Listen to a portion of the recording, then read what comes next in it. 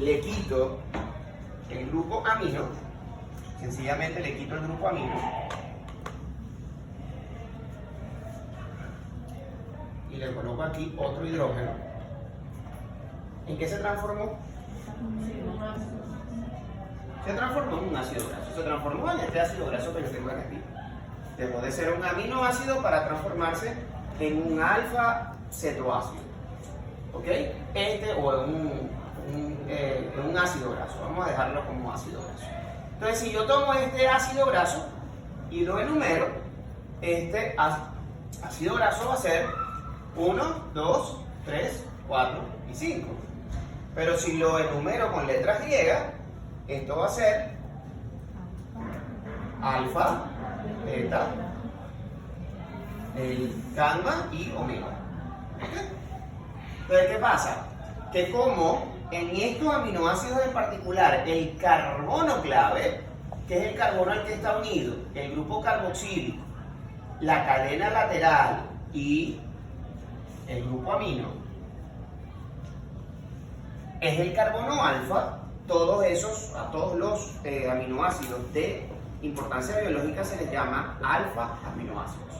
Se llaman alfa aminoácidos porque el carbono clave, el carbono al que está unido el carboxilo, el amino y la cadena lateral es el carbono alfa.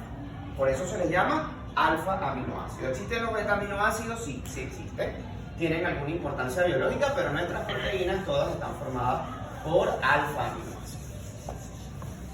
¿Claro hasta aquí? Sí. Ok. Es importante también reconocer que nosotros podemos, normalmente, los productos que tienen carga son estables. Son estables, pero están ionizados. La mayoría de ellos, no todos.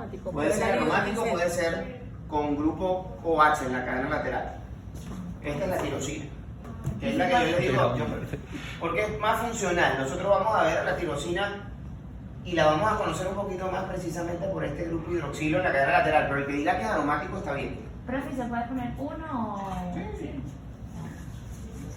O sea, porque esos son de los dos. O yo les puedo poner esto. Tiene la anillo de esta y tiene la cadena aromática. Si diga todos los hacer como hizo ayer. Y les digo, clasifícame ese aminoácido según su cadena lateral. ¿Qué aminoácido sería? ¿Qué tipo de aminoácido sería? Un aminoácido ácido porque tiene en su cadena lateral un grupo carboxílico. Nuevamente, el truco de esto es mirar el compuesto e identificar los grupos funcionales. Ese es el truco de esto. Así como el truco de anatomía es agarren el hueso en la mano, sostengan el hueso, palpen el hueso, toquen la saliente, los hundimientos, la rajadura, las fosas, tóquenlas para que no se les olvide.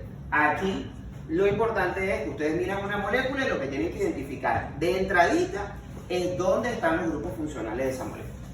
Entonces, si yo pido que identifiquen los grupos funcionales, aquí hay un grupo funcional, aquí hay un grupo funcional y aquí hay un grupo funcional. Yo sé que este es el alfa carboxilo, que este es el alfa amino, que el importante es el de la cadena lateral. Me están diciendo que lo clasifique en función de su cadena lateral. Entonces eso es un aminoácido ácido.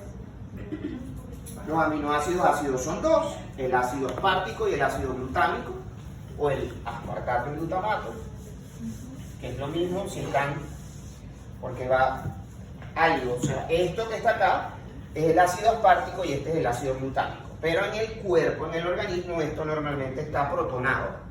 Esto está así, con la carga negativa pero sin el protón de hidrógeno. Entonces ya eso no es un ácido, porque un ácido es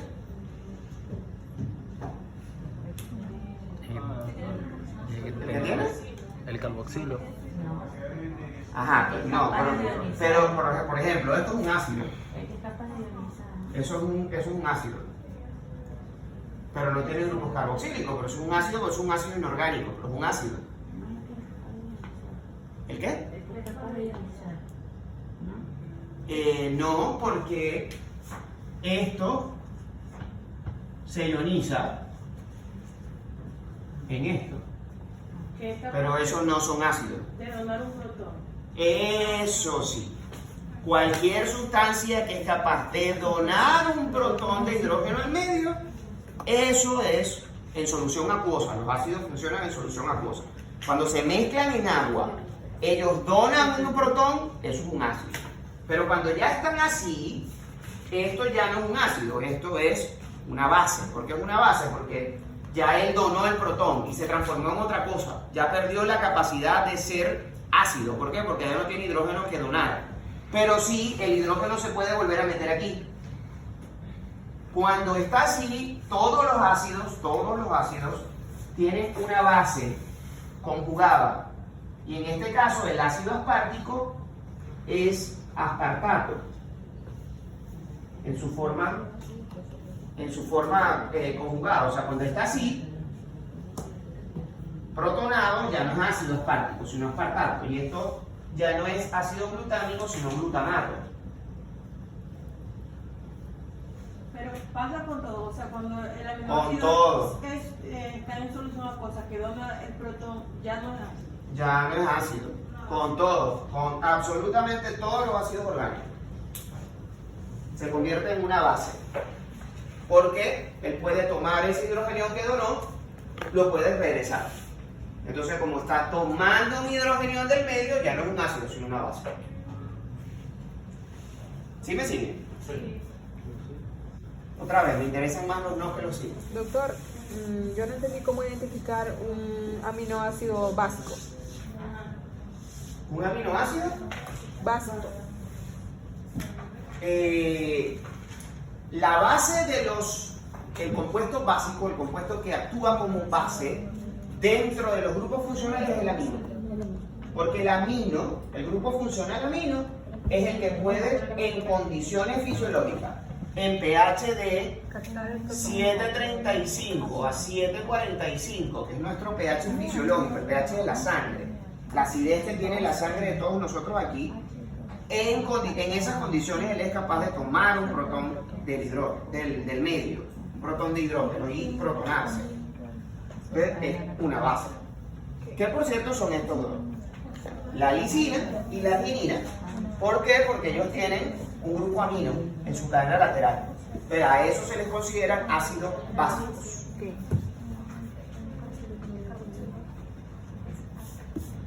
Estos son las estructuras de los diferentes ácidos grasos, de los aminoácidos, que en este caso tienen en su cadena lateral una cadena hidrocarbonada. La glicina, que realmente se coloca allí, pero no es una cadena hidrocarbonada. La alanina, que tiene un grupo metilo en su cadena lateral. La valina, que entonces en este caso es ramificado, al igual que la leucina, que también es ramificado, y la isoleucina, que también es un aminoácido con cadena lateral alifática, pero en este caso es ramificado, y estos dos son los lineales, que son estos mismos que están aquí. La glicina y la alanina como no ramificado, y la valina, la leucina y la isoleucina como ramificado. Profe, usted no va a hacer, me va a poner, represente la estructura de la valina. No, a menos que lo quiera raspar. Si lo quiero raspar, si se lo pregunto. Si ustedes yo les pregunto, no, para nada. Entonces no. Para nada. Yo quisiera ponerles 20 a todos y 500 a todos. Pero ese trabajo no es mío, ese trabajo lo hacen ustedes. El trabajo de ganarse el 20 es de ustedes, no mío. Le voy a poner un aminoácido y le voy a decir, te pongo esto y te digo, clasifícame ese aminoácido según su cadena lateral. ¿Qué aminoácido es? Es un aminoácido con cadena lateral hidrocarbonado. Si lo dicen ramificado, chévere. Si no, ¿Qué iba a decir? estos son los aromáticos. Recuerden que los compuestos aromáticos son los que derivan del benceno, los que tienen en su estructura el anillo de benceno. Entonces esto que está acá son los dos aminoácidos aromáticos. El que tiene el OH es la tirosina, el que no tiene nada es la fenilalanina. Y estos cuatro últimos que están acá son los aminoácidos que tienen grupos hidroxilo en su cadena lateral o grupos tiol en su cadena lateral. Recuerden que el grupo tiol es el que está formado por azufre y el hidroxilo, que ya hemos hablado más que suficiente de él. algunos aminoácidos se pueden, o algunos se clasifican como aminoácidos, como en el caso de la prolina. El aminoácido viene de la estructura del anillo, es una amina secundaria. ¿Por qué? Porque el nitrógeno se une a dos carbonos. Entonces, un aminoácido, un aminoácido secundario, un grupo amino secundario. Ok, ¿qué sucede? Bueno, ¿para qué sirven estos aminoácidos? Sirven para muchas cosas. Los aminoácidos sirven para transmitir señales. Algunos aminoácidos pueden funcionar, o derivados de algunos aminoácidos pueden funcionar como hormonas, pero para los efectos de lo que nosotros vamos a discutir el día de hoy, esos aminoácidos sirven para formar las diferentes proteínas que dan origen o que forman nuestro organismo. Esas proteínas tienen la característica de que tienen una estructura primaria. En el caso de las proteínas, son prácticamente el único compuesto, la única familia que nosotros podemos ver, por lo menos con un microscopio electrónico.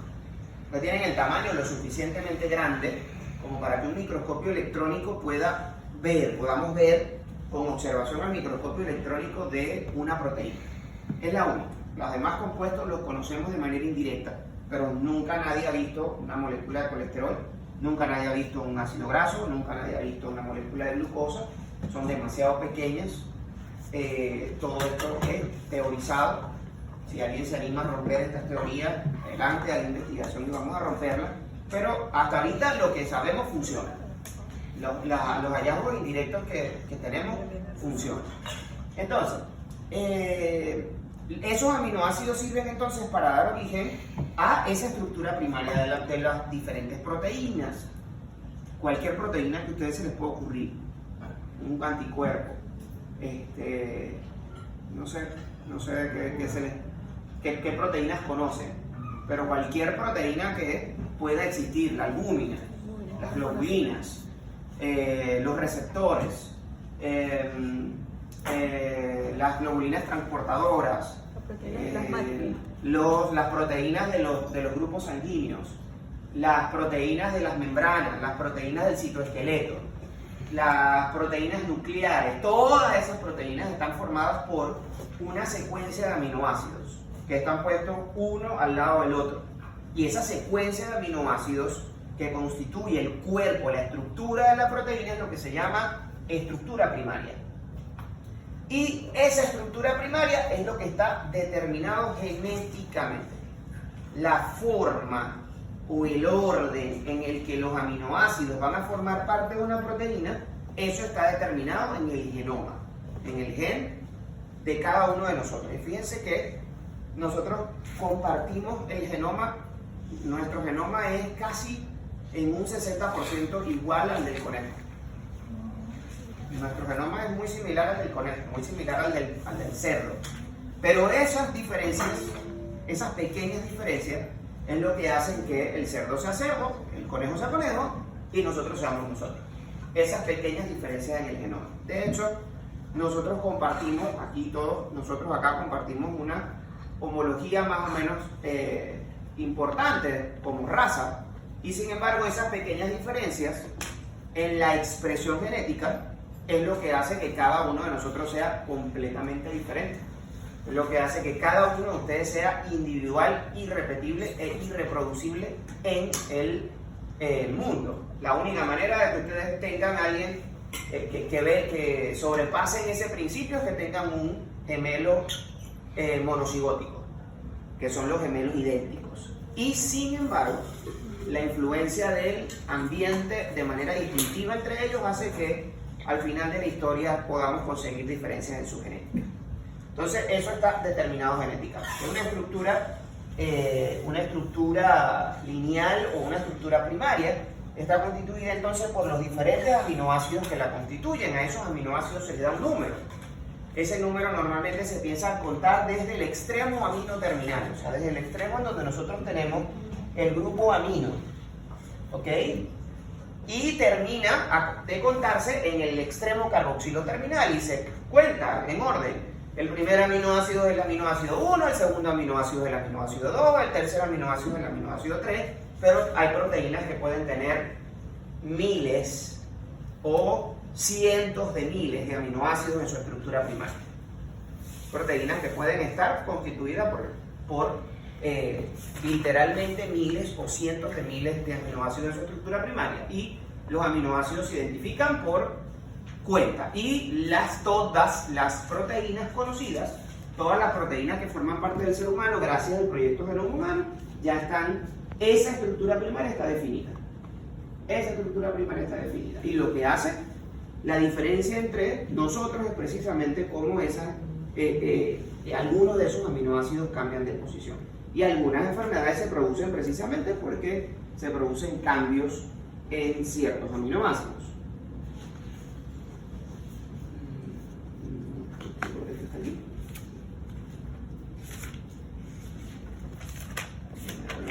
Entonces, ¿cómo se forma el enlace peptídico? ¿Cómo dos aminoácidos pueden unirse? Bueno, esa unión de los aminoácidos es catalizada por enzimas, no se produce de manera espontánea, hay una enzima encargada de unir o de generar esa secuencia de aminoácidos que está asociada al ribosoma. Entonces, nosotros tenemos un aminoácido 1 y un aminoácido 2, ¿ok? Cada uno de estos aminoácidos tiene su grupo carboxilo, alfa carboxilo, su amino carboxilo, su alfa carboxilo, su amino carboxilo. Entonces, el enlace se forma mediante la unión del grupo carboxilo de un aminoácido con el grupo amino de otro aminoácido. Y el principio es el mismo. Casi todas las reacciones de síntesis sacan una molécula de agua para formar un enlace nuevo. O sea, igualito como lo vimos ayer, que se sacaba un hidrógeno de un hidroxilo y el hidroxilo completo del otro lado y los uníamos para formar agua, y me quedaban dos radicales, uno en el oxígeno y uno en el carbono, y los uníamos para formar el enlace glucosídico. Aquí sucede algo muy similar. Nosotros vamos a sacar un hidroxilo o el hidroxilo del grupo carboxílico y vamos a sacar un átomo de hidrógeno completo desde el grupo amino, y vamos a unir este radical hidroxilo con este átomo de hidrógeno y vamos a formar una molécula de agua, y me va a quedar un carbono con un electrón de valencia libre y un amino con un electrón de valencia libre. Lo que hacemos es entonces unir. Todo eso ocurre bajo la dirección o la orquestación de una enzima. Entonces tomamos acá el hidroxilo, tocamos el hidrógeno de acá, unimos el hidroxilo con el hidrógeno para formar una molécula de agua, y luego entonces me queda aquí el carboxilo con un electrón no pareado y el amino con un electrón no pareado, y lo que uno entonces es esto con esto para generar entonces el nuevo enlace, o el enlace peptídico o enlace tipo amida. Eso se repite una y otra y otra y otra vez hasta dar origen a la proteína, que puede tener 50 aminoácidos como la insulina, pero puede tener cientos de miles de aminoácidos como la hemoglobina, por ejemplo, que tiene incluso 4 subunidades. Profe, ahí donde dice aminoácido 1, ¿qué lo define? ¿El carbono alfa? Sí. O sea, cada aminoácido tiene su grupo carboxílico y su grupo amino. Aquí el grupo carboxílico del aminoácido 1 va entonces a formar el enlace peptídico o el enlace amida con el nitrógeno del grupo amino del aminoácido 2. Si esto se repitiera, igual sacamos el hidroxilo de acá, sacamos el hidrógeno del amino, y lo volvemos a pegar. Y así se va haciendo esto una y otra y otra y otra vez.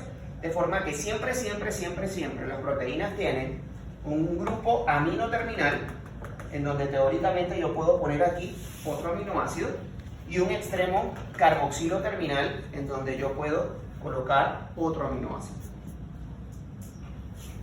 Profesor, Sí. ¿y qué pasó? O sea, entiendo que el hidroxilo ya no está en el primer aminoácido, Pero, ¿qué pasa con el hidroxilo? O sea, ya no está, pero...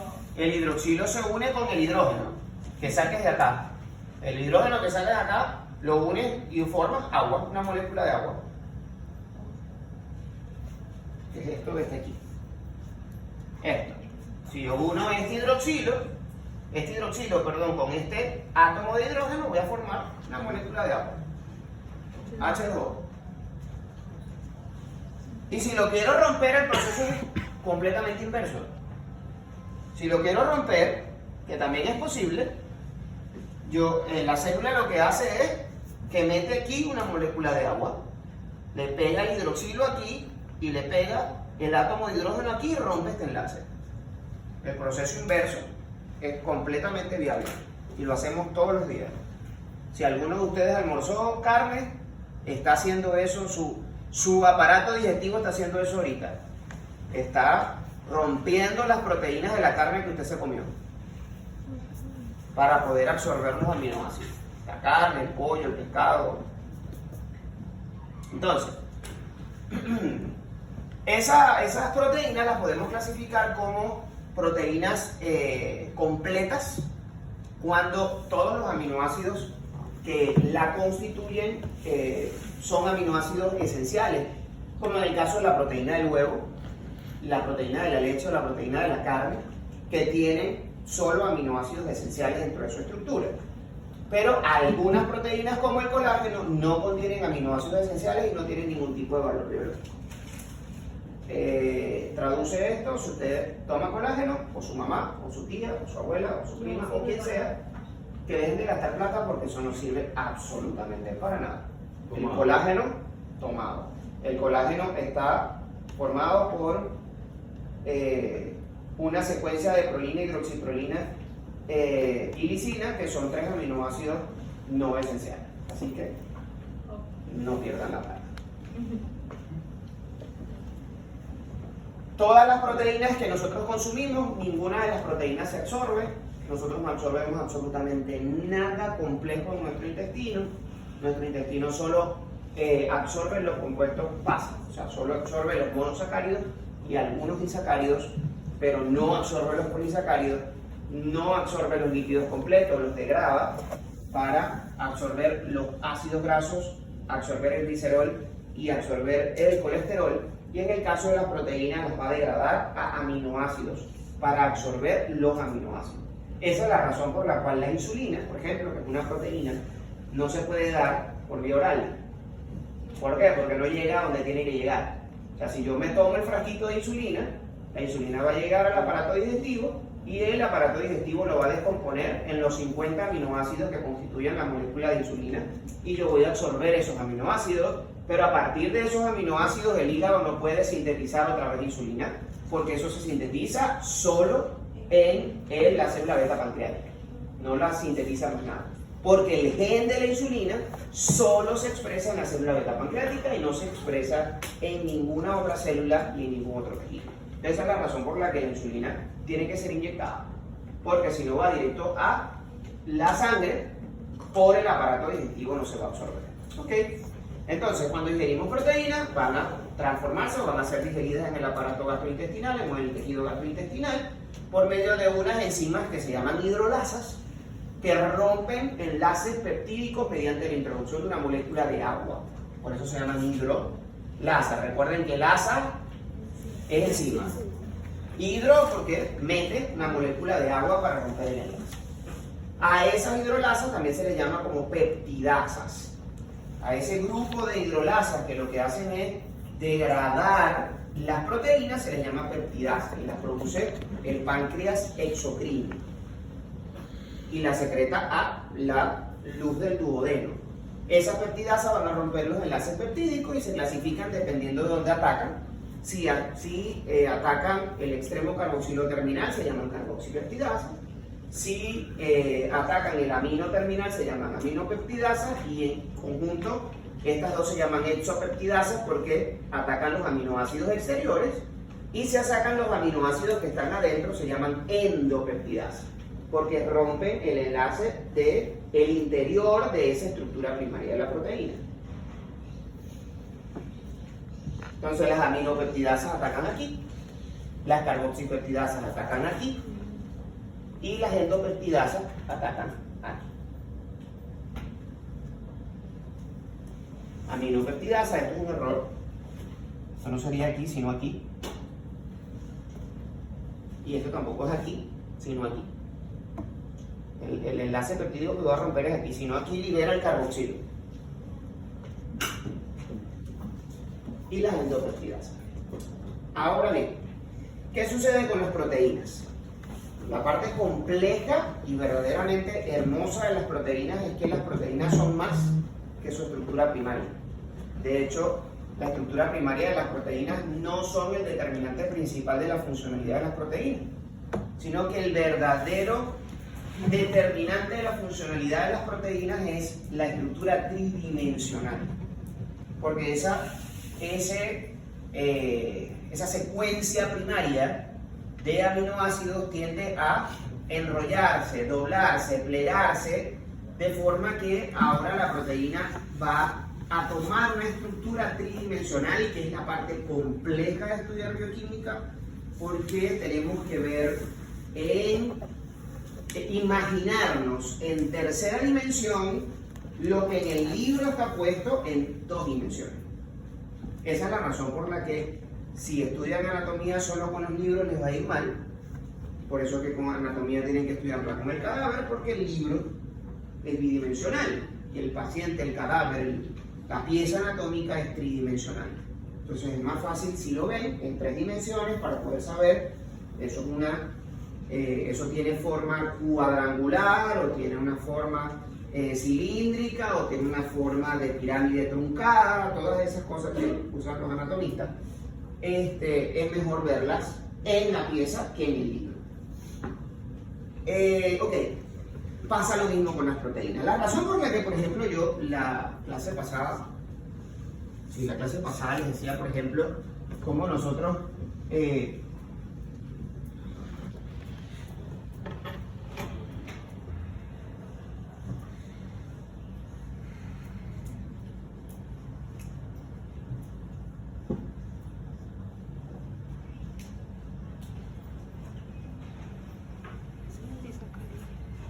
nuestras enzimas digestivas pueden romper esto del almidón, pueden romper este enlace del almidón, pero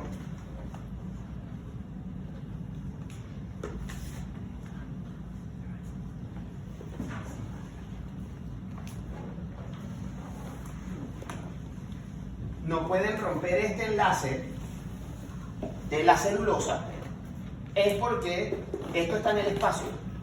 Y para que las enzimas puedan, para que la amilasa, que es la que se encarga de digerir el almidón, pueda tomar el almidón y pueda romper el enlace para liberar la glucosa del almidón, esto está reconocido en el espacio. Tiene un reconocimiento tridimensional y ese reconocimiento tridimensional se lo da porque la amilasa ciertamente tiene una estructura primaria, pero esa estructura primaria está plegada, enrollada, doblada, de forma tal que genera un espacio dentro de su estructura en donde el almidón puede entrar, encajar y ser roto. En cambio, no puede, en ese espacio que se forma en tercera dimensión, en el espacio de la proteína, no puede entrar, no puede encajar y no se puede romper el enlace posición beta. Es la misma glucosa. Es el mismo enlace glucosídico. Es igualito en posición 1,4, pero este es alfa y este es beta. Entonces no encaja. Eso es la idea, más o menos, una idea bastante básica, pero es la idea de la llave y la cerradura. ¿Por qué usted solamente usted tiene un manojo de llave y solo hay una llave que abre esa puerta? Bueno, porque tiene que reconocerse exactamente cada uno de los valles con cada uno de los salientes dentro del cilindro de la puerta, y cada uno de los salientes de la llave debe reconocerse con un valle que hay dentro del cilindro para que el cilindro se pueda liberar y la llave pueda girar y la puerta se pueda abrir. Algo parecido ocurre en la relación de las enzimas con sus sustratos, con los elementos. Tiene tres secciones, una o tres distinciones. la estructura secundaria. Vale, aquí se ve. Esa estructura secundaria viene determinada por el enrollamiento de la cadena lineal, de esa secuencia de aminoácidos, la manera en cómo se enrolla con una estructura predecible. Ese enrollamiento tiene un orden específico y son dos tipos.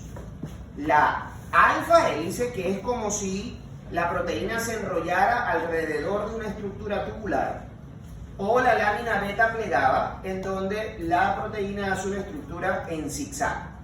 Entonces, esto que tenemos acá es la alfa hélice, esto que tenemos acá es la lámina beta plegada. Eso es como si la proteína fuese esta cuerdita, ¿verdad?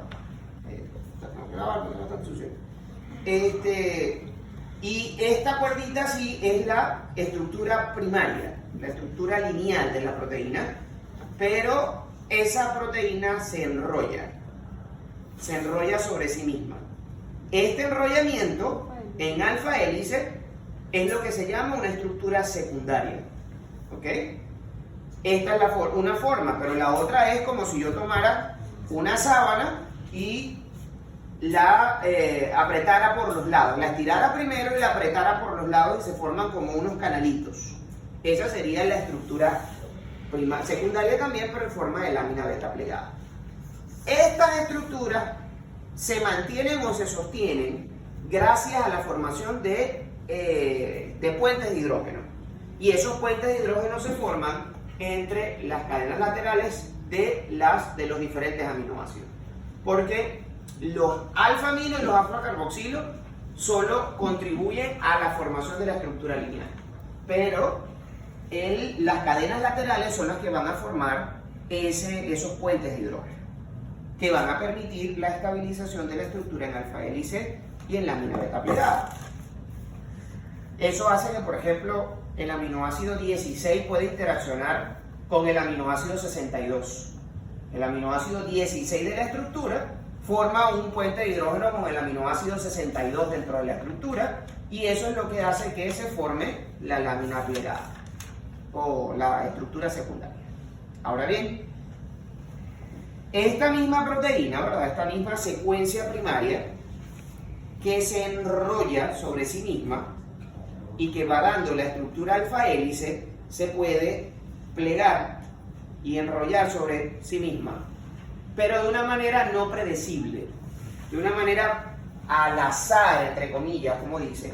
Y ese enrollamiento al azar es lo que determina la estructura terciaria. Esa estructura terciaria depende de la formación no solamente de puentes de hidrógeno, como en el caso de las cadenas laterales con hidroxilo o carboxiloamino, sino que también depende de uniones iónicas entre un aminoácido que tiene una cadena lateral ácida, que está protonada y que tiene carga negativa, con un aminoácido básico que tiene un amino que tiene carga positiva, y esos dos se mantienen juntos y permiten la formación de esta estructura gracias a la formación de esos enlaces iónicos. O dos aminoácidos que tienen grupos tioles en su cadena lateral y forman un puente disulfuro, o los aminoácidos que tienen cadenas laterales hidrocarbonadas, que todos son hidrofóbicos y que por esa interacción hidrofóbica, de la misma manera, con la misma fuerza que forma la micela, forma aquí una estructura hidrofóbica dentro de la estructura tridimensional de la proteína. Y así, por ejemplo, nosotros podemos tener este modelo de la formación de la mioglobina, que es una proteína.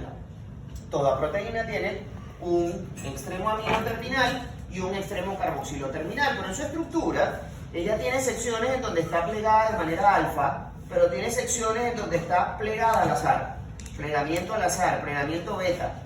Eso da la estructura tridimensional de la mioglobina. Ahora bien, cuando yo tengo una proteína que tiene varias subproteínas dentro de ellas, o sea que tienen cada una de ellas tiene un grupo amino terminal y un grupo carboxilo terminal, pero que para que ser funcionales tienen que asociarse entre ellas, y a cada una de estas proteínas que individualmente no tienen función, pero cuando se asocian sí la tienen, se les llama subunidades. Eso es lo que se llama la estructura cuaternaria, que es la formación o cuando las proteínas tienen diferentes subunidades dentro de su estructura. Si por ejemplo, la hemoglobina, que es la proteína de la sangre, la que transporta el oxígeno, la que se baja cuando tenemos anemia, es una proteína que tiene una estructura primaria. Esa estructura primaria se enrolla de manera predecible en una estructura secundaria, pero también se enrolla sobre sí misma para dar una estructura terciaria, pero a su vez la hemoglobina está formada por 4 subunidades. La hemoglobina del adulto tiene 2 subunidades alfa y 2 subunidades beta.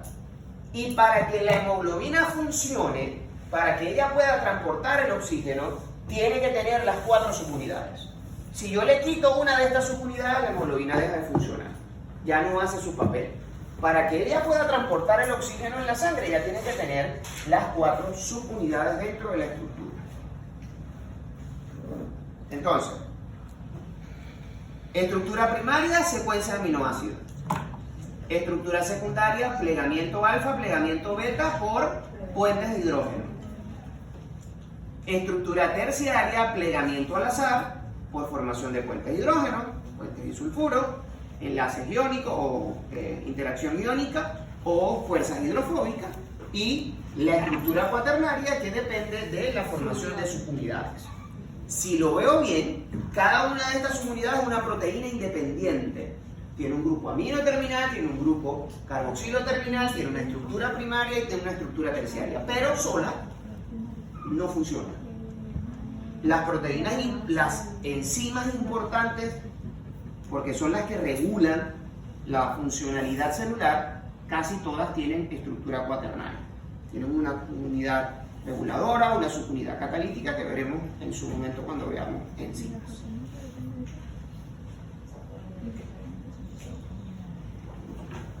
Ok, entonces nosotros habíamos dicho que estas proteínas dependen de que esa secuencia primaria de los aminoácidos esa secuencia primaria de las proteínas está determinada genéticamente, porque resulta que cada una de esas proteínas tiene un gen. O sea, siempre que nosotros vayamos a estudiar una proteína, alguien nos puede decir la proteína tal que se encuentra localizada, cuyo gen se encuentra localizado en el cromosoma tal, en el brazo largo del cromosoma X, o en el cromosoma Y, o en el cromosoma 13, o en el cromosoma 21, o en el cromosoma 14, en fin. Ahí está el gen. Un gen no es más que una secuencia de ADN que tiene una función específica. De hecho, el 99% de nuestro material genético aparentemente no sirve para nada. Son simplemente un pocotón de secuencias de ácidos nucleicos que no tienen ningún tipo de función. Solamente un 5% aproximadamente de nuestro material genético es codificable, o sea, produce una proteína, tiene una función. El resto, el casi 90%, más del 90% de nuestro ADN no tiene ningún tipo de función aparente. Solo 1% está organizado en forma de un gen.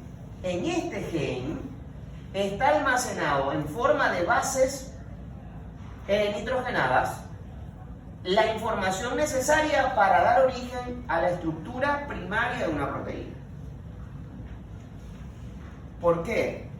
Porque cuando una proteína se va a producir, lo primero que tiene que suceder es que el gen pueda ser expresado. Nos vamos a quedar con esto. Y este gen va a producir, este gen que es ADN, material de ADN, va a producir un ARN mensajero, y este ARN mensajero tiene guardado en la secuencia de bases nitrogenadas que tiene dentro de sí el orden o la secuencia de aminoácidos que va a dar origen a esa proteína.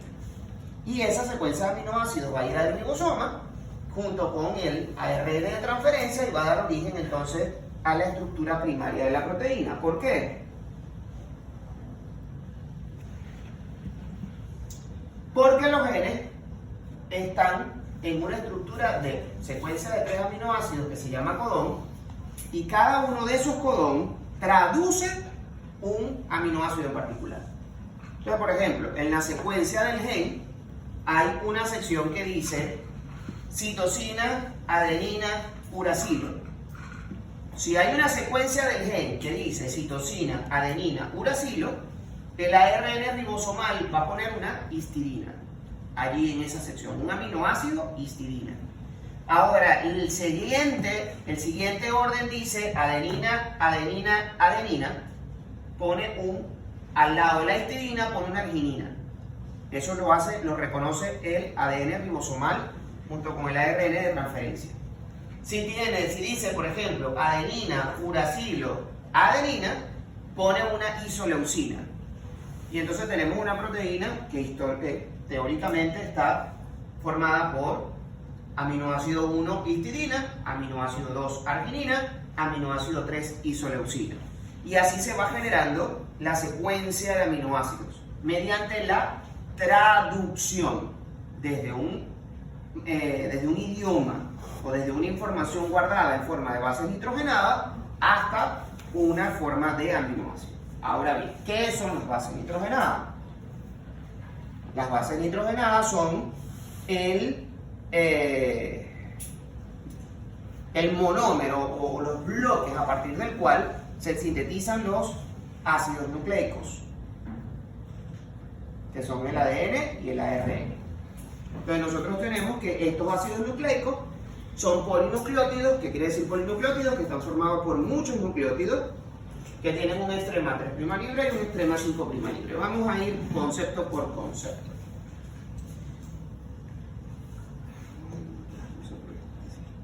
Ok. Para nosotros hablar de un nucleótido, nosotros tenemos que tener una base nitrogenada, un azúcar y un ácido fosfórico juntos. Cuando yo tengo una base nitrogenada, un ácido fosfórico y un azúcar, entonces eso se llama nucleótido. Si le falta el fosfato, entonces se llama nucleósido. Vamos a ir viendo cuáles son las bases nitrogenadas, cuál es el azúcar y qué es el ácido fosfórico.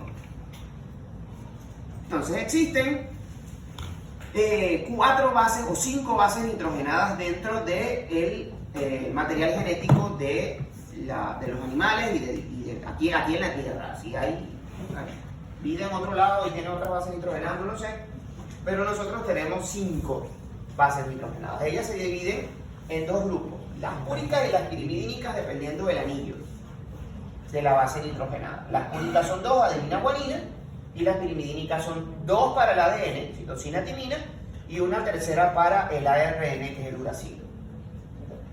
Esas bases nitrogenadas entonces tienen un anillo de purina, que es este anillo que tenemos acá. Esto es un compuesto heterocíclico.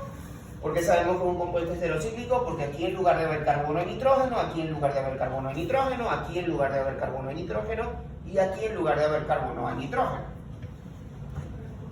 Si yo les pongo un anillo así, yo les digo, identifiquen si es una base púrica o una base pirimidínica, hay una forma fácil de reconocerlo, y es que las bases púricas tienen el anillo más simple, y las bases pirimidínicas tienen el anillo, las bases púricas que tienen el nombre más simple tienen el anillo más complejo, y las bases pirimidínicas que tienen el nombre más complejo tienen el anillo más simple. Entonces las bases púricas tienen este doble anillo, un anillo sustituido que recuerda al benceno, un anillo pentagonal, también con un doble que tiene el grupo amino en la posición 6, y la guanina, que es la que tiene el grupo amino en la posición 2 y el grupo carbonilo en la posición 6. Profe, usted nos va a poner eso, nos va a decir, identifique si eso es guanina, citosina. No, pero sí le puedo poner un anillo así y decirle si ponerle esta base nitrogenada, por ejemplo, y decirle, si identifique si eso es púrica o pirimidínica. Fácil saber si eso es una base púrica, porque si tiene 2 anillos, es púrica.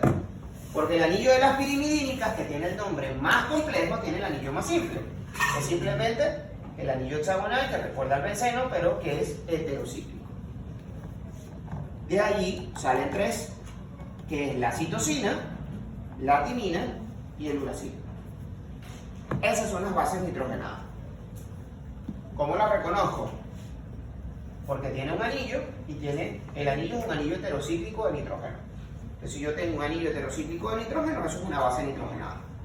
Estas son las del ADN. Vamos a conocer algunas otras bases nitrogenadas por allí, pero estas son las más importantes ahorita. Dijimos que una que un nucleósido es una base nitrogenada más un azúcar. ¿Ok? Todas las bases nitrogenadas utilizan una pentosa asociada al anillo. A la base nitrogenada se le suma o se le agrega una pentosa. Y la pentosa es la ribosa o su forma desoxigenada, que es la desoxirribosa. En la posición número 2, fíjense que es exactamente lo mismo, es la misma pentosa, pero que en la posición número 2, en el caso de la ribosa, tiene un grupo hidroxilo.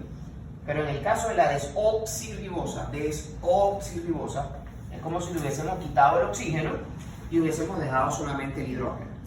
Entonces, si está con el OH es ribosa, si está sin el OH en la posición 2 es desoxirribosa. Entonces, cuando yo tomo una base nitrogenada adenina y le sumo un azúcar, en el caso de el azúcar se une a partir del carbono 1' o de la posición 1' del azúcar, entonces yo tengo adenosina. Y como tengo una base nitrogenada y un azúcar, eso es un nucleósido, porque le falta el fosfato, que ya vamos a ver en su momento. Entonces yo tengo adenina, que es la que tiene el grupo amino en la posición 6, la base púrica con el amino en la posición 6, y tengo una azúcar que es La ribosa, entonces eso es adenosina. Ahora, si tiene desoxirribosa, eso es desoxiadenosina. Importante compuesto, no solamente por el ADN, nosotros utilizamos la adenosina para tratar ciertas arritmias. Buenísimo. La guanosina, si se une a una ribosa, se llama la guanina, perdón. Si se une a una ribosa, se llama guanosina. Y si se une a una desoxirribosa, se llama desoxiguanosina. Lo mismo sucede con la citidina, con la unión de citosina con una ribosa, o desoxicitidina, que es la unión de una citosina con desoxirribosa. La timidina, que es la unión de la timina con una ribosa, o la unión de timina con una desoxirribosa, que es la desoxitimidina.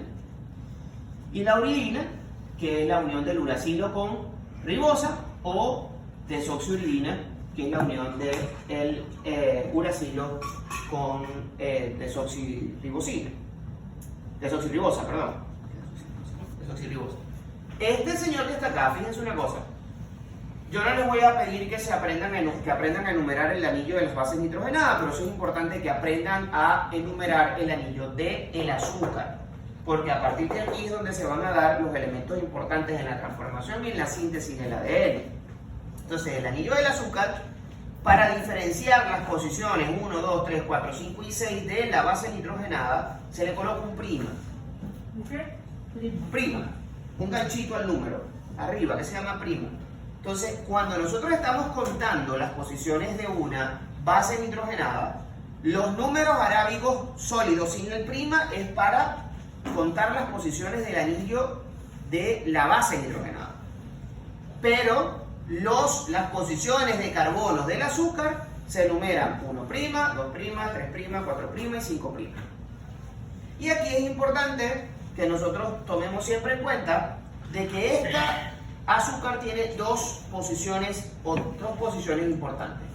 La posición 5', porque es la posición en donde se puede unir el fosfato y por ende, que es la posición que se puede unir a la otra base nitrogenada dentro del anillo.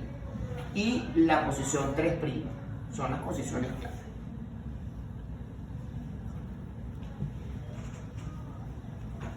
Ok. Entonces, cuando queremos transformar un nucleósido en nucleótido, entonces le agregamos un fosfato. Cuando yo tengo una base nitrogenada, un azúcar y un fosfato, eso es un nucleótido. Los nucleótidos pueden ser de tres tipos. Si tienen un fosfato, si tienen dos, si tienen tres. Cuando por lo menos cuando yo tengo adenina con ribosa y un fosfato, eso es adenosin monofosfato, porque es uno. Lo que se resume o se las siglas cuyas siglas son AMP. Dígalo. ¿Qué se agrega al nucleótido para que sea un nucleótido? Fosfato, un grupo fosfato. Esto que está aquí.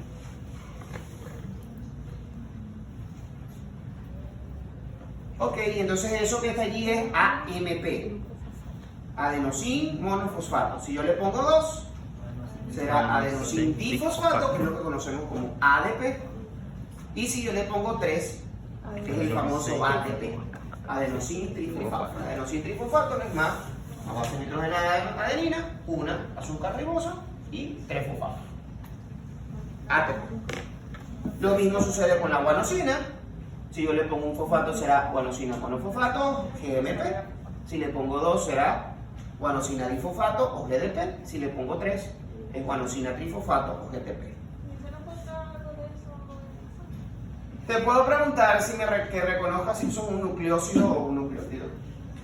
Y te puedo preguntar si eso es para el ADN o para el ARN. Y ya vamos a ver cómo lo diferencio. Timidina igual, TMP, TDP y TTP. Y UMP, UDP y UDP. A partir de esos nucleócidos no nucleótidos, se sintetiza el ADN y el ARN. Cuando nosotros los polimerizamos, cuando los unimos, cuando la célula los une, entonces obtenemos entonces el ADN o el ARN dependiendo de lo que estemos hablando. Y eso ocurre mediante la unión del grupo fosfato que se encuentra unido a la posición 5' de la ribosa con la posición 3' de la ribosa.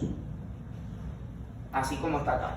Yo tengo un nucleótido que tiene, sé que es un nucleótido porque tiene una base nitrogenada, un azúcar y un fosfato en la posición 5', y tengo otro nucleótido que igual es una base nitrogenada, un azúcar y un fosfato. ¿Qué hace la célula para unirlo? Igualito que en el proceso anterior. Saca el OH de aquí, saca el hidrógeno de aquí, forma una molécula de agua y une entonces este fosfato a este oxígeno que está acá para dar origen a esta estructura. Entonces, la teoría dice que siempre el ADN tiene una posición 5' libre y una posición 3' libre. Siempre hay una posición 5' libre, que es donde está el fosfato, y una posición 3' libre, que es donde está el hidroxilo del azúcar. Y eso es lo que dice cuando el ADN, cuando estudian un poquito más ADN en genética o en biología celular, que siempre el ADN es una doble cadena, es un compuesto bicatenario porque tiene 2 cadenas, en donde hay una cadena que es, y que son antiparalelas, porque hay una cadena que es 5', 3', y hay una cadena que es 5' o 3', 5', porque se complementan. Y la complementariedad es porque las bases nitrogenadas solamente se pueden unir de una manera específica. La citosina solo se puede unir con guanina y la adenina solo se puede unir con tirosina, con timidina. Gracias, tengo una duda con respecto a un nucleótido, es una base nitrogenada con una glucosa, ¿no? Eso es un nucleócido. Nucleócido. Si tiene fosfato es un nucleótido. ¿Ok? ¿Por qué se forman así? Bueno, porque por la capacidad que tienen para formar puentes de hidrógeno. Entonces la adenina y la timina solo pueden formar 2 puentes de hidrógeno y la citosina y la guanina forman 3. Y la forma en la que están colocados en el espacio hace que para que esto se pueda estabilizar, la citosina solo se une a guanina y la adenina solo se une a timina. No puede hacer de otra forma. Entonces, en la estructura del ADN de Watson y Crick, nosotros tenemos que ellos decían que el ADN, lo dicen en un artículo bastante corto, pero que ganó un premio Nobel, y que seguimos utilizando hoy día, el ADN es como una escalera de mano, unas escaleras de esas que usan los electricistas, a la cual se ha girado sobre su propio eje, y donde la estructura de la escalera la forman el azúcar y el fosfato, y los peldaños lo forman las bases nitrogenadas que se unen entre sí para dar origen a los diferentes peldaños de esa escalera. Entonces, ese ADN no es más que una secuencia de adenina, timina, guanina y citosina que se repiten una y otra vez dependiendo de la estructura del gen, y este material genético entonces se puede traducir a ARN. Las diferencias entre el ADN y el ARN son varias. La primera de ellas es que en el ADN nosotros tenemos timina, tenemos adenina, guanina, timina y citosina, mientras que en el ARN la timina se sustituye por uracilo y tenemos adenina, guanina, uracilo y citosina. La otra diferencia es que el ARN tiene ribosa, mientras que el ADN tiene desoxirribosa. Por eso el ARN es ácido ribonucleico, mientras que el ADN es ácido desoxirribonucleico. ¿Ok? Porque el ADN tiene desoxirribosa, mientras que el ARN tiene ribosa. La otra diferencia es que el ADN es bicatenario, mientras que el ADN es bicatenario, mientras que el ARN es monocatenario. Siempre es monocatenario, siempre es una sola cadena. Las cadenas del ADN son complementarias. Si en un lado hay adenina, del otro lado hay timina. Si de un lado hay citosina, del otro lado hay guanina. Si de este lado hay guanina, de aquel lado hay citosina. Si de este lado hay timina, del otro lado hay adenina. Siempre es complementario.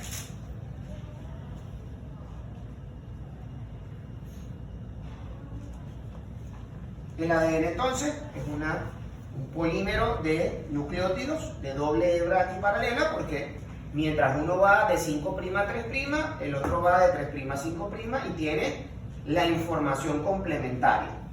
Forma una doble hélice mediante estos pares, adenina, timina y guanina, citosina, y contiene toda la información para la síntesis de proteínas.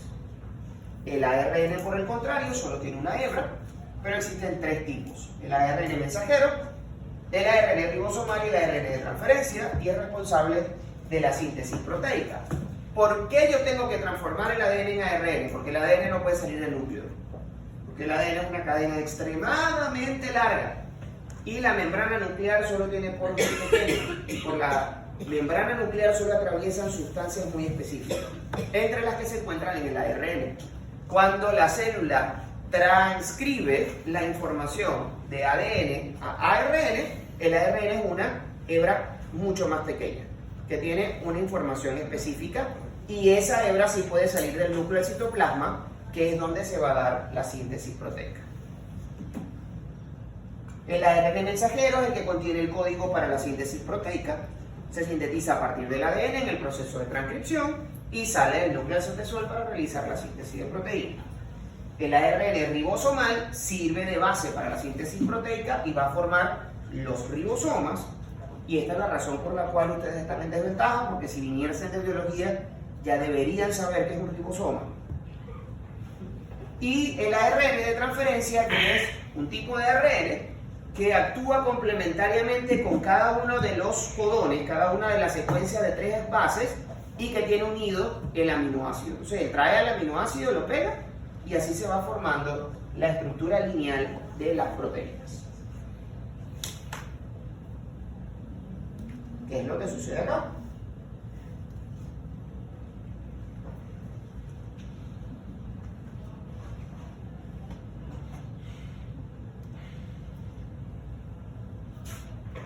Esto es ADN. Para que este material, fíjense que aquí hay un codón. Un codón es una secuencia de 3 bases nitrogenadas. Adenina, adenina, guanina, eso es un codón. Timina, timina, citosina, eso es un codón. Adenina, adenina, guanina es un codón. Fíjense cómo las cadenas son complementarias. Si aquí hay adenina, aquí hay timina. Si aquí hay adenina, aquí hay timina. Si aquí hay guanina, aquí hay citosina. Igual aquí, si aquí hay guanina, aquí hay citosina. Si aquí hay adenina, aquí hay timina. Si aquí hay adenina, aquí hay timina. ¿Ok? ¿Qué sucede? Lo primero que tiene que suceder es que el material genético que está enrollado se debe abrir. La cadena se debe abrir para que la enzima encargada de la transcripción pueda comenzar a leer este material, esta información, y a comenzar a pegar los diferentes las diferentes bases nitrogenadas complementarias que va a dar origen al ARN. ¿Por qué yo sé que esto es ARN? Bueno, porque esto tiene uracilo, uracilo. Si es uracilo, es ARN. Si es timina, es ADN. Y la información es complementaria. Fíjense cómo es complementaria. Aquí había adenina, ¿qué pegó aquí? Un uracilo. Aquí hay adenina, aquí pegó un uracilo.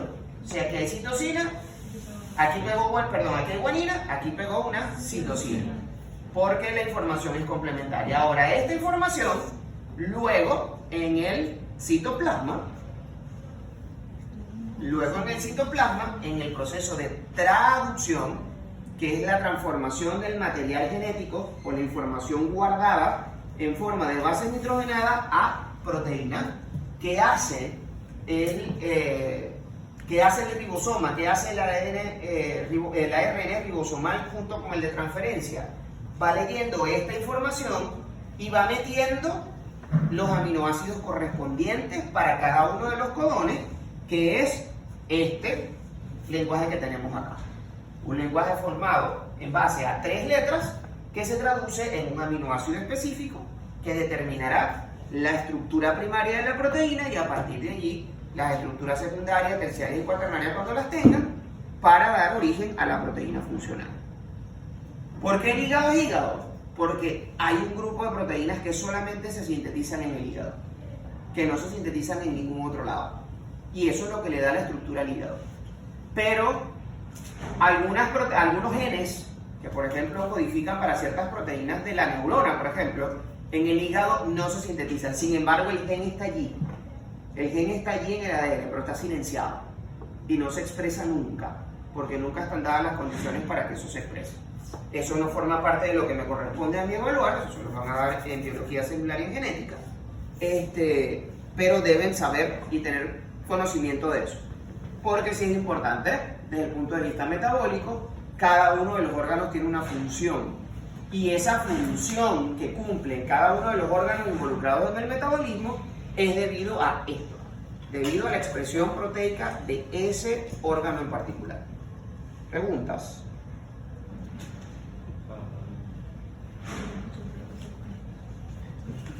Dime. Profe, llegó un momento donde estaba hablando de como que algunos lados les llamaba primas. ¿Las primas a qué se refiere exactamente? A la posición del azúcar. Solamente del azúcar. Sí, o sea, si yo tengo, por ejemplo,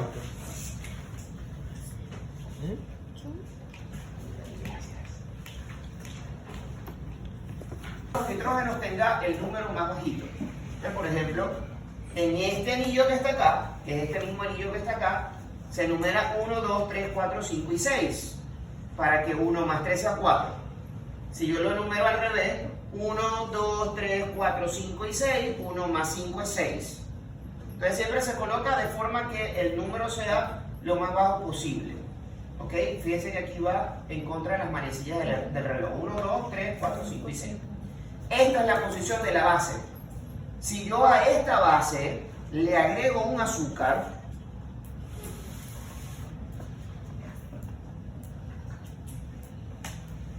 y yo te digo la posición 3, ¿la posición 3 de qué? Porque si yo te digo de ese nucleócido, algo que está ocurriendo en la posición 3 y no hay manera de diferenciarlo, entonces yo no sé en la posición 3 de qué, en la posición de 3 de la base o en la posición de la posición 3 del azúcar, porque el azúcar también se enumera. Entonces, para diferenciar la posición de la base de la posición del azúcar, a los carbonos del azúcar se les agrega un prima. Porque si yo te digo, únelo en la posición 3, ¿en qué piensas? ¿Dónde vas a unir? ¿Dónde vas a pegar? Si yo te digo 3, es en la base. Pero si yo te digo que algo ocurre en la posición 3',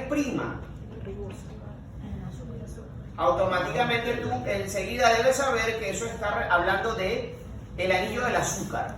O sea, si me dice de la posición 3 se refiere únicamente a la base. A la base. Pero si dice prima, que es la palabra clave, Es el azúcar. sería del azúcar. Entonces, la posición 3 del azúcar, que es Por ejemplo, en el ADN se dice que el ADN son dos cadenas antiparalelas porque una cadena va 5' a 3' y la otra cadena va 3', 5'. ¿Está contando qué? El azúcar.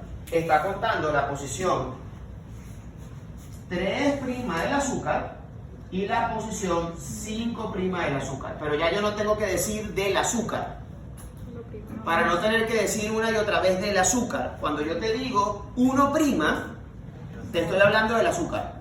No te tengo que especificar que te voy a hablar del azúcar. En este caso, en el caso de un nucleócido. ¿Ok? Porque ya automáticamente si yo digo 1', estoy hablando de esta posición. Del primer carbono del azúcar. ¿Sí? Entonces en el examen sí, le sale. Enumere los carbonos del azúcar. Ya ustedes saben que ustedes tienen que poner en el anillo correspondiente, en la posición correspondiente, 1', 2', 3', 4', 5'.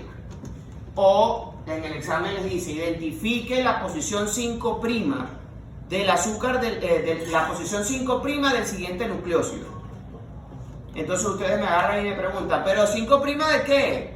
¿Del anillo o de la base nitrogenada del azúcar? No vale la pregunta. ¿Por qué no vale la pregunta? Porque ya yo sé que 5' estoy hablando del carbono del azúcar. No estoy hablando de ninguna posición del anillo.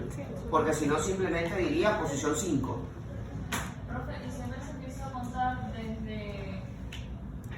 O sea, cuando uno va a contar. Siempre empiezas a contar desde un nitrógeno. Siempre. Todos los anillos siempre vas a empezar a contar desde un nitrógeno. Porque la idea es que cuando tú sumes la posición de los nitrógenos te dé el número más bajo posible. Profe, ¿y en el caso del azúcar? En el caso del azúcar empieza con el carbono 1, que es el carbono numérico. Ustedes automáticamente tienen que saber cuál es el carbono numérico. Que en este caso, como es una pentosa, es una aldopentosa, se une, el carbono numérico es el que une, está unido por puente de oxígeno, 1 y 5, 1 y 4 en este caso, 1 y 4. Pero ¿cuál es el 1? El que está formando el puente de oxígeno, el carbono numérico. Puede ser de aquí para allí o de derecha a izquierda o de izquierda a derecha, en este caso. Pero depende como, si te la represento al revés, o sea, si yo te lo represento así,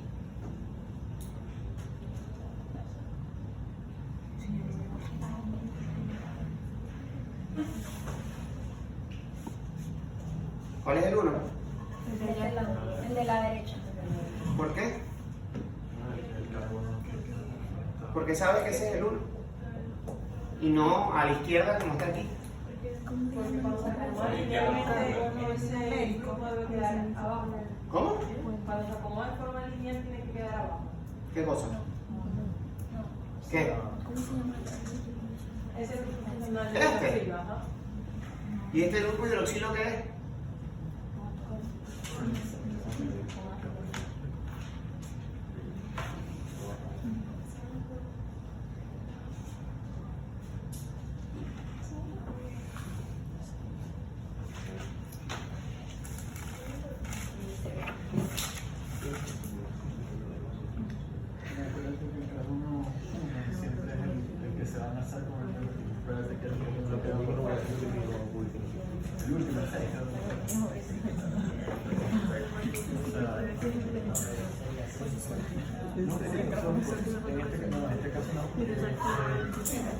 Eso es él. Esta es la forma lineal. Yo pongo aquí 1, 2, 3, 4 y 5. ¿Ok? Para formar eso, Tiene que ir para acá.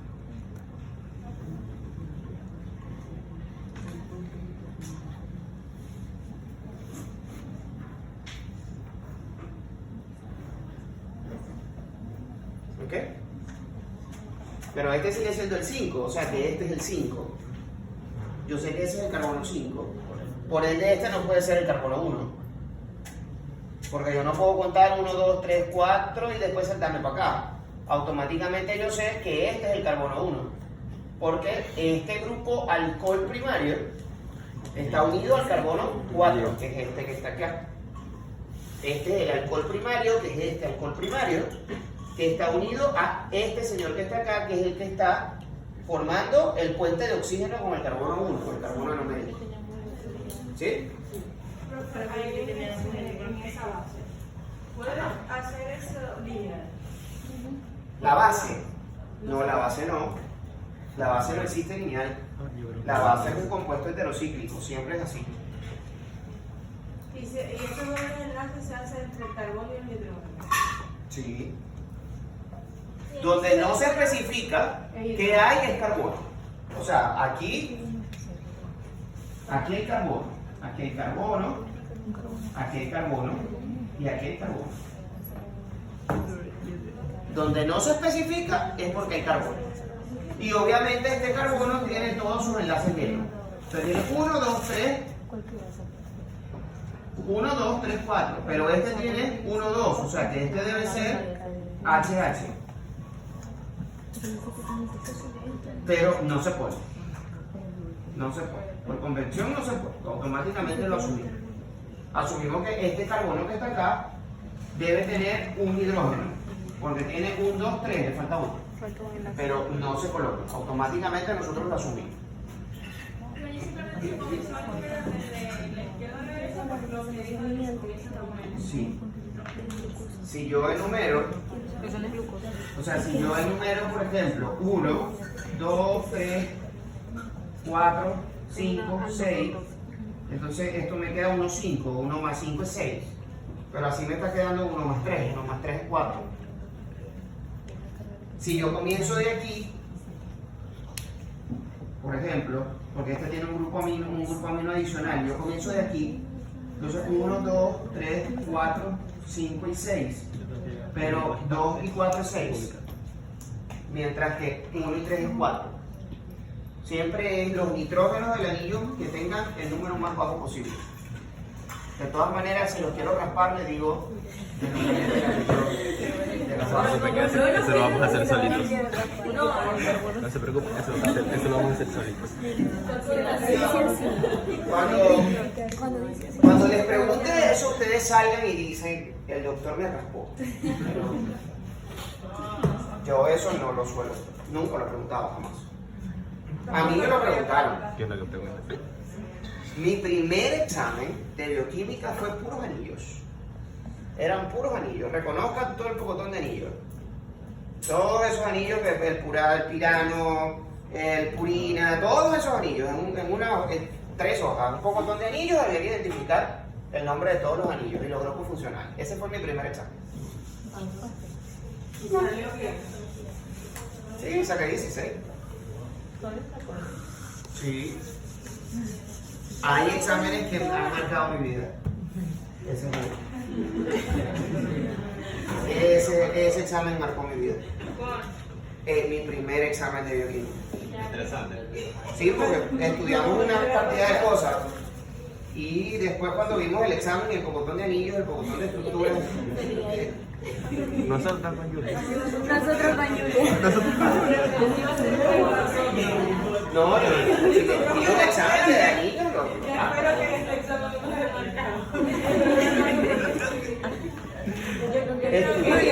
marcado. Estudien, pregunten, aclaren dudas, busquen asesoría, yo obviamente estoy aquí, si necesitan algo, pregunten por el grupo, no hay problema. A las 3. Después de las 3. En el consultorio. Todo lo que hemos visto.